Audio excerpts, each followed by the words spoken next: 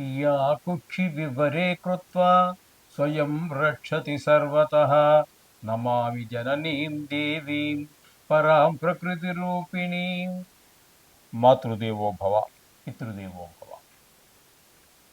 ఇప్పుడు మనము ఫిబ్రవరి నెల 16వ తారీఖు నుంచి 28వ తారీఖు వరకు 2026వ సంవత్సరం గోచార ఫలితాలు, పక్ష ఫలితాలు ఏ విధంగా ఉంటాయో సశాస్త్రీయమైన పద్ధతిలో తెలుసుకునేటట్టు ప్రయత్నించేద్దాం. మిథున రాశి వారికి ఫిబ్రవరి నెల 2026 సంవత్సరంలో 16వ తారీఖు నుండి 28వ తారీఖు వరకు గోచార ఫలితాలు ఏ విధంగా ఉన్నాయి అనేది మనం సశాస్త్రీయంగా తెలుసుకునేటట్టు ప్రయత్నం చేద్దాము.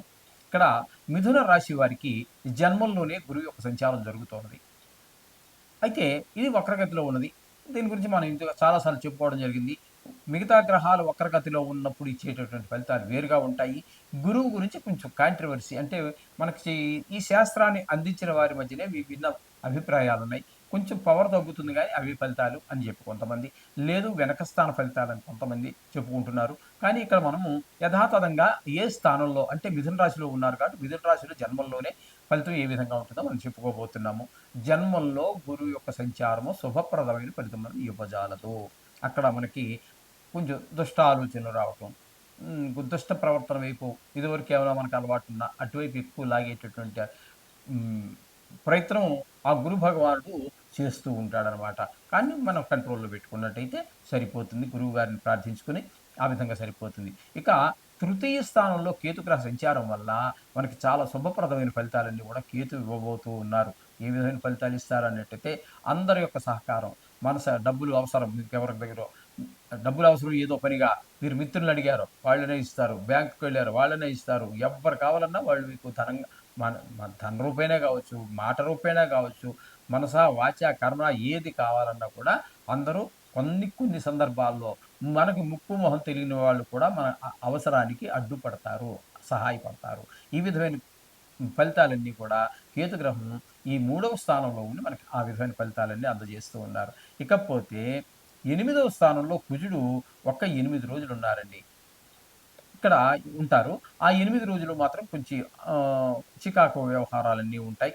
ఎవరో మనకు కావాల్సిన వారు మరొకరు వాళ్ళ ప్రాణం మీదకి వచ్చిందని, లేకపోతే కొంతమంది జీవితం విడిచిపెట్టేశారు, చనిపోయారు అనేటటువంటి కొన్ని దుర్వార్తలు వినే అవకాశం ఉంటుంది. కొన్ని సందర్భాలలో అవమానాలు, పరాభవాలు జరిగే అవకాశం ఉంటుంది. అలాగే కలహాలు కూడా వచ్చేటువంటి అవకాశం ఉంటుంది. మనం మంచిగా ఉన్నా కూడా వాళ్ళు చెడ్డగా ఆలోచించవచ్చు, లేకపోతే వాళ్ళకి చెడ్డగా తోచవచ్చు. మీరు మంచి మాట మాట్లాడినా కూడా ఆ విధంగా కలహాలు వచ్చే అవకాశం కూడా 8వ స్థానంలో కుజుని యొక్క సంచారం వల్ల. తదుపరి ఆయన సంక్రమణం చెంది 9వ స్థానంలోకి వచ్చారు. అక్కడ కూడా ఆయన మనకి శుభ ఫలితములు అయితే ఇవ్వజాలరు. తండ్రి గారి ఆరోగ్య విషయంలో కొంచెం ఇబ్బంది పెట్టేటువంటి ఉంటుంది. అలాగే మీరు ఏదో గుళ్ళకి గోపురాలకి వెళ్ళి కాస్త మనశ్శాంతి పొందుదాము అనుకున్నారు, ఏదో టికెట్ కూడా అన్ని చేసుకున్నారు. ఏమి చేసినప్పటికీ కూడా మీరు ఆ గుళ్ళకి వెళ్ళి భగవంతుడి యొక్క దర్శనం చేసుకోవడానికి కూడా ఆటంకాలు కలిగిస్తూ ఉన్నారు. అంటే కుజుడు పూర్తిగా ఈ 13 రోజులు మీకు ప్రతికూలురే. ఈ విషయాన్ని గమనించుకోవాలి. అలాగే ఈ దశమ స్థానంలో, భాగ్యస్థానంలో రవి యొక్క సంచారం 13 రోజులు జరుగుతుంది. ఆయన కూడా అనుకూలమైన ఫలితములు ఇవ్వజాలడు. శుక్రుడు ఈ 13 రోజులు అలాగే మనకి ఇక్కడ భాగ్యస్థానంలో సంచారం చేస్తూ ఉన్నారు.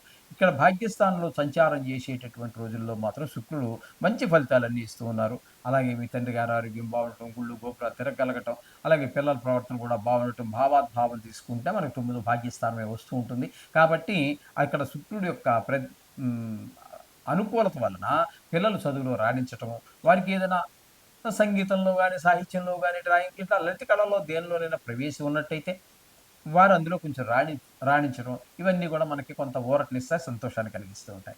ఇక బుధుడిని కనుక మనం తీసుకున్నట్టయితే ఆయన కూడా 9వ స్థానంలో బుధుడు యోగించజాలరు. కాబట్టి ఆయన ఇక్కడ చేసేటటువంటి పని ఏంటంటే, అలాగే తండ్రి గారి ఆరోగ్యం బాగుపోవటం, ఏదో గుళ్ళకి గోపురి దేవుడు దర్శనం చేసుకుని దేవుని మొక్కుకొని కాస్త మనశ్శాంతి పొందుదాము అనుకుంటే దానికి అట్లా ఆయన కూడా కొంచెం ఇబ్బంది కలిగించేటట్టు దర్శనం అవ్వదు. అలాగే గుళ్ళు గోపురాలకు వెళ్ళడం టైంకి కలిసి రాకపోవచ్చు, లేకపోతే ఆ టైంకి ఇంకా ఇంతకంటే ముఖ్యమైనటువంటి పని ఏదో వచ్చి మీద పడడం, ఇట్లాంటి చికాకుల వల్ల ఒక దర్శనం చేసుకోలేనటువంటి పరిస్థితి. అలాగే రాహు కూడా ఇక్కడ మనకి మొత్తంగా 5 గ్రహాలు మనకు 9వ స్థానంలో ఉన్నాయి. ఇందులో మనకి యోగించేటటువంటి ఏకైక గ్రహం ఏదైనా ఉందంటే ఒక్క శుక్ర గ్రహం ఒకటే. మిగతా 4 గ్రహాలు కూడా మనకిక్కడ ఈ 9వ స్థానంలో ఉన్నటువంటి యోగించటం లేదు. అలాగే రాహు వల్ల కూడా ఇవే ఫలితాలన్నీ ఇస్తూ ఉన్నారు.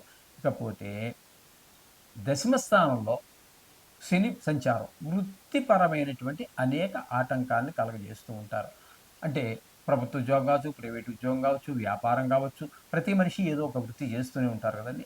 ఆ వృత్తిలో వ్యవసాయం కావచ్చు, ఏదైనా సరే అక్కడ ఆ వృత్తిలో కొన్ని అని ఒక్కొక్క వృత్తిలో ఒక్కొక్క రకమైనటువంటి ఇబ్బందులుంటాయి. ఆ ఇబ్బందులు తప్పకుండా కలగజేస్తూ ఉంటారు. ప్రభుత్వ ఉద్యోగులు ఉన్నాడనుకోండి, అవసరం లేని అంటే తనకి దూరమైనటువంటి ప్రదేశాలకి ట్రాన్స్‌ఫర్ అవ్వటము, ఇట్లాంటివన్నీ ఉండేటి అవకాశం ఉంటుంది. అదే ప్రైవేట్ ఉద్యోగస్తుడనుకోండి, ఉద్యోగాలు మారవలసిన అవకాశం ఉంటుంది. ఎందుకంటే ఆయన లీవ్ పెట్టేసి ఒక 3 నెల్లో, 4 నెల్లో లీవ్ పెట్టడానికి అవకాశం ఉండదు. ప్రభుత్వ ఉద్యోగం అయితే ఉంటుంది. కాబట్టి ఈ ప్రైవేట్‌లో 3 నెలలు, 4 నెలలు పెడితే ఇంక తీసేస్తారు. కాబట్టి ఆయన ఉద్యోగం మారేటువంటి అవకాశం కూడా అక్కడ మనకి గోచరిస్తూ ఉంది. ఈ విధమైన ఫలితాలన్నీ కూడా మనకి ఇక్కడ మనకి స్పష్టంగా గోచరిస్తున్నాయి మిథున రాశి వారికి. వీరికి అనుకూలంగా ఉన్నటువంటి గ్రహం ఏది అంటే ఒక్క కేతు గ్రహము, శుక్ర గ్రహము 2 గ్రహాలు అనుకూలత ఉన్నదండి. మిగతా ఏ గ్రహము కూడా అనుకూలత లేదు. కాబట్టి ఈ కొంత పాక్షికంగా ఉన్నప్పటికీ కూడా ఆహ్, మొత్తం మీద 2 గ్రహాల యొక్క అనుకూలత అయితే బావుందండి. మిగతా గ్రహాల యొక్క అనుకూలత ఆశించదగిన రీతిలో లేదు. కాబట్టి మిగతా గ్రహాలు ప్రతికూలంగా ఉన్నా మీరేమి కంగారు పడొద్దండి. ఇది కేవలం 13 రోజులు మాత్రమే. అది కూడా గోచారం మాత్రమే. కాబట్టి మీరు ఏమి కంగారు పడక్కర్లేదు. ఈ 13 రోజులు మీరు శుభ్రంగా నవగ్రహాలు ఎలాగో చదువుకుంటున్నారు కదా! మనం 2.5 సంవత్సరాలుగా నేను ఏకధాటిగా చెబుతూనే ఉన్నాను. నవగ్రహాలు చదువుకోండయ్యా 2 నిమిషాలు సరిపోతుంది. అది మిమ్మల్ని కాపాడుతూ ఉంటుంది. మిమ్మల్ని మనకిక్కడ రాసిన రాతని ఇంప్లిమెంట్ చేసేటటువంటి వాళ్ళు నవగ్రహాలే అని చెప్తూనే ఉన్నాను. ఈసరికి ఎంత జ్ఞాపక శక్తి లేనటువంటి వారికైనా, ఎంత చదువు రాని వారికైనా కూడా వెనకాల చదువుతుంటే కూడా మీకు ఖచ్చితంగా నవగ్రహ స్తోత్రాలు వచ్చే ఉంటాయి. అవి సరిపోతాయి ఖచ్చితంగా. అవి 13 రోజులే కాబట్టి. ఆ తర్వాత అంతా మళ్ళీ వచ్చే వారంలో ఎలా ఉంటుంది గ్రహచారం అనేది తర్వాత చూద్దాం. ఇప్పటి వరకు ఇది చేసుకోండి. ఈ నవగ్రహాలు చేసుకోండి. చేసుకోవటం ద్వారా కొంతవరకు మనం లబ్ధి పొందేటటువంటి శుభ పరిణామాలు వచ్చేటువంటి అవకాశం ఉంది. శుభం భూయాత్. మీనరాశి వారికి ఫిబ్రవరి నెల 2026 సంవత్సరం 16వ తారీఖు నుండి 28వ తారీఖు వరకు గోచార ఫలితాలు ఏ విధంగా ఉన్నాయో తెలుసుకునే ప్రయత్నం చేద్దాం. మీనరాశి వారికి జన్మంలోనే శని. ఇది ఏలినాటి శనిలో అతి ముఖ్యమైనటువంటి ఘట్టము. 3 రాసుల్లో జరుగుతుందని మనం చెప్పుకున్నాం గదా! కాబట్టి ఇక్కడ జన్మంలోనే శని గాబట్టి ఇక్కడ మీకు శరీరానికి సంబంధించినటువంటి కొంచెం అనారోగ్యాలు చేసే అవకాశం ఎక్కువ. ఇబ్బంది పెట్టే అవకాశం చాలా ఎక్కువ. జన్మంలోనే ఉంది కాబట్టి, ఏ పని మొదలుపెట్టినా చేద్దాము, చూద్దాము అనేటటువంటి పరిస్థితే ఉంటుంది గానీ, పని ముందుకు వెళ్ళనటువంటి పరిస్థితి. ఈ విధమైన పరిస్థితులన్నీ కల్పిస్తూ ఉంటాడు. ఎందులో పెట్టినా అపజయాన్నే మనకి అందించే ప్రయత్నం చేస్తూ ఉంటాడు శని భగవానుడు. ఇకపోతే చతుర్థ స్థానంలో గురు సంచారం జరుగుతోంది. అదే వక్రగతిలో ఉన్నారు. ఏదేమైనప్పటికీ కూడా చతుర్థ స్థానంలో గురు సంచారము స్ గోచార రీత్యా శుభఫలితములను ఇవ్వజాలదు. ఓకే. ఇకపోతే 6వ స్థానంలో కేతు గ్రహ సంచారం జరుగుతోంది. 6వ స్థానంలో కేతు గ్రహ సంచారం మాత్రం సుఫలితాలు ఇస్తుంది. ఆరోగ్యం బాగుండే విధంగా చూస్తారు. రుణాలు ఉంటే తీర్చేయగలుగుతాము. లేదా రుణం కావాలి, రుణం పుడుతుంది. మొత్తం మీద డబ్బులకి ఇబ్బంది లేనటువంటి పరిస్థితిని కేతు భగవానుడు మనకి అందిస్తూ ఉన్నారిక్కడ. ఈ విధమైన పరిస్థితి. కొంతమంది ఎందుకో అప్పటిదాకా శత్రువులుగా ఉన్నవాళ్ళు కూడా మనకు మిత్రత్వం కోసం వాళ్ళే ప్రయత్నం చేస్తూ ఉంటారు. ఈ విధమైన ఫలితాలన్నీ కేతుగ్రహ షష్టమ స్థాన సంచారం వల్ల కలుగుతూ ఉంటాయి. ఇకపోతే ఏకాదశ స్థానంలో కుజుడు ఒక 8 రోజుల పాటు సంచారం చేస్తూ ఉన్నారండి. అక్కడ మాత్రం ఆయన ఏకాదశి స్థానంలో ఉన్నారు కాబట్టి కాస్త ధనానికి లోటు లేని పరిస్థితి 8 రోజులు చేస్తారు. తదుపరి ఆయన కూడా వ్యయ స్థానంలోకి వచ్చేసారు. ఈ వ్యయ స్థానంలోకి 5 గ్రహాల యొక్క సంచారం జరుగుతోందండి. అవి ఏంటంటే కుజుడు ఒక 5 రోజులు, అలాగే రవి 15 రోజులు, 13 రోజులు, శుక్రుడు 13 రోజులు, బుధుడు 19 రోజులు, రాహు మొత్తం సమయం అంతా కూడా 7 గ్రహాలు. ఇందులో మనకి యోగించేటటువంటి గ్రహం ఏది అన్నట్టయితే ఒక్క శుక్రుడు మాత్రమే 12వ రాశిలో యోగించేటటువంటి ఏకైక గ్రహం. కాబట్టి ఒక్క శుక్రుడు మనకి యోగకారకుడు అవుతున్నాడు. కేతు ఒకడు యోగకారకం అవుతున్నారు. కాబట్టి 2 గ్రహాల యొక్క అనుకూలత మాత్రమే మనకి కుజుడు కూడా ఒక 8 రోజులు ఏకాదశి స్థానంలో అంటే 2 గ్రహాలు పూర్తిగాను, కుజుడు పాక్షికంగాను అంటే 2.5 గ్రహాలు మాత్రమే మనకు అనుకూలమైనటువంటి ఫలితాన్ని ఇస్తూ ఉన్నాయి.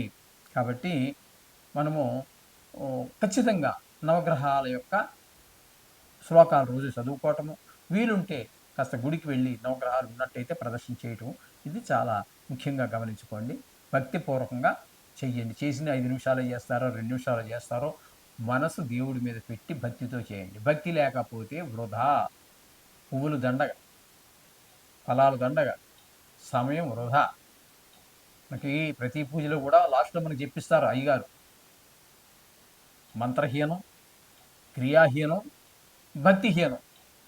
మంత్రహీనమైన పంప ములిగేది లేదు, క్రియాహీనం ఆయన చెప్పినట్టు కాకుండా ఆయన ముక్కు పట్టుకుంటే నువ్వు చెవి పట్టుకున్నావు, ఇలాంటి పనులు చేసినా దానివల్ల ఒరిగే నష్టపోయేది ఏమి లేదు. భక్తిహీనం అంటే మొత్తం దండగా. నువ్వు ఖర్చు పెట్టిన అరటిపండు, కొబ్బరికాయ, హాతకర్పూరం, అగరబత్తులు అన్నీ సమయం అన్ని దండగే. నువ్వు ఆ పూజ చేయడం వల్ల ఏంటంటే పంతులు గారికి ఏవో నువ్వు ఇస్తావు చూడు దక్షిణ, అది ఒకటే ఆయన కానీ లాభం అంతే. భగవంతుడికి కానీ నీకు కానీ ఏమీ అక్కడ ఒరిగేది ఏమి ఉండదు. చేత భక్తి అనేది చాలా చాలా చాలా ముఖ్యమైనటువంటి విషయం, గమనించుకోగలరు. శుభం భూయాలు.